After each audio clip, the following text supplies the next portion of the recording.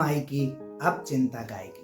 समस्त नर्मदा भक्तों को मेरा नर्मदे हर जीवन भर स्वागत है आपका हमारे एवामृत रस में, जिसमें माँ की कथा और मानव की व्यथा चलती रहेगी सदा। आप सुन रहे हैं माँ नर्मदा का महात्म्य। आज मैं आपको बताऊंगा कि जब हम माँ नर्मदा का आह्वान करते हैं नर्मदाष्टक के द्वारा, तो इस नर्मदाष्टक की उत्पत्ति, नर्मदाष्टक की रचना कैसी हुई और किसने की।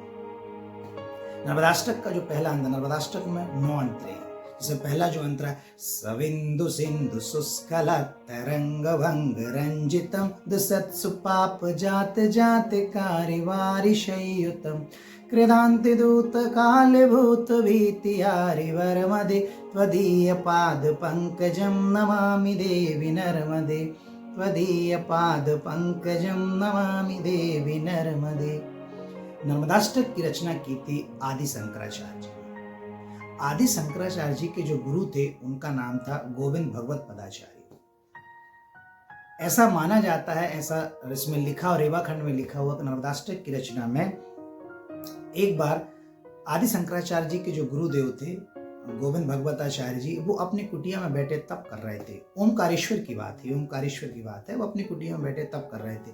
क्योंकि आप आदि शंकराचार्य जी के बारे में भी जानेंगे मेरे अगले वीडियो में, मैं उनका भी वृतांत पूरा चरित्र चित्रण में आपको बताऊंगा।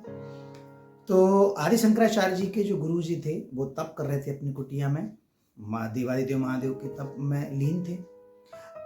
ओमकारेश्वर में मां नर्मदा का जल का ऐसा प्रताप था कि नर्मदा जल का जो स्तर था वो धीरे धीरे बढ़ने लगा। अब वो जल का जो स्तर बढ़ रहा था, वो जल का स्तर बाढ़ का रूप धारण कर लिया।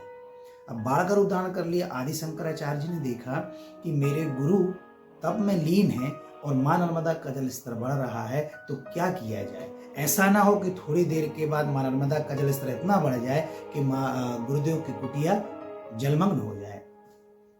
तभी आदि शंकराचार्य जी ने मां नर्मदा का आह्वान किया था नर्मदाष्टक के रूप में, जो आज हम मां नर्मदा का नर्मदाष्टक गाते हैं। इसका प्रमाण है, अभी आप कभी भी आप इसको देख लीजिए, यदि किसी भी वक्त मां नर्मदा, ज्यादातर जो वर्षा ऋतु होती है उसमें यदि मां नर्मदा का जल स्तर बहुत तेजी से बढ़ रहा है और जब नर्मदाष्टक गाया जाता है तो मां नर्मदा का जल धीरे धीरे कम होने लगता है जल स्तर।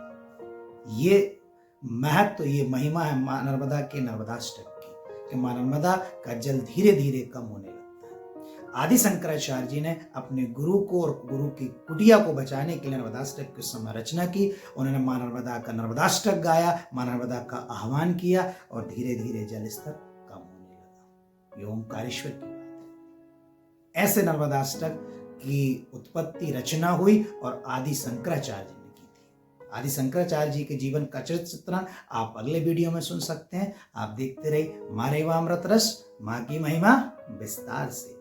मां के महात्म्य को जानने के लिए आप कृपया मां रेवा अमृत रस चैनल को सब्सक्राइब जरूर करें। नर्मदे